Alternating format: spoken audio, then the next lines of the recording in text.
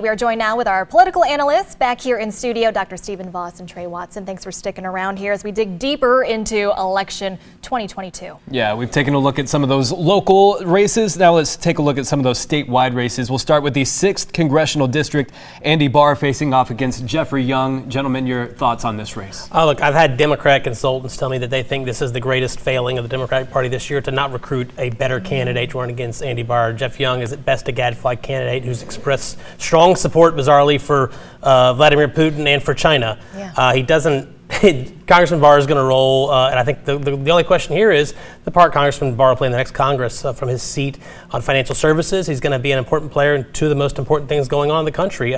Oversight of the Fed gives him a role to play in solving inflation, and he has a strong role to play in overseeing federal embargoes and other regulations being put on China, being put on Russia, to try to curtail those regimes. So I think the interesting thing in that race is just to see where Congressman Barr goes in this new Congress. Dr. Voss? You know, Paxton, for sure, Jeff Young did not have the public support of his party. Governor Beshear, the head of the Democratic Party, both came out against him.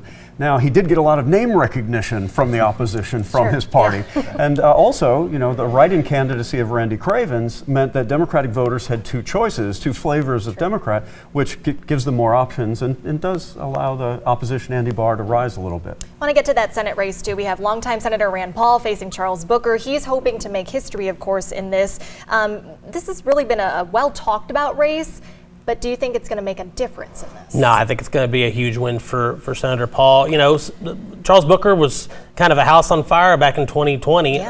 Almost caught Amy McGrath. I think if that campaign had been another 2 weeks, he may have won that primary. The atmosphere is different this year. The issues are different. And I don't think he ever really got his footing. And you didn't see the national support come in that McGrath got in 2020, with Democrats pouring hundreds of millions of dollars into races like Amy McGrath, Jamie Harrison in South Carolina. That never came. And you've got to have money if you're going to upset an incumbent. Yeah. Charles Booker's candidacy hit wrong time, wrong place. Right now, the Democrats have hot Senate seats all over the country. They've got resources that they have had to direct to all these battlefields. Kentucky, just as a long shot, was a low priority.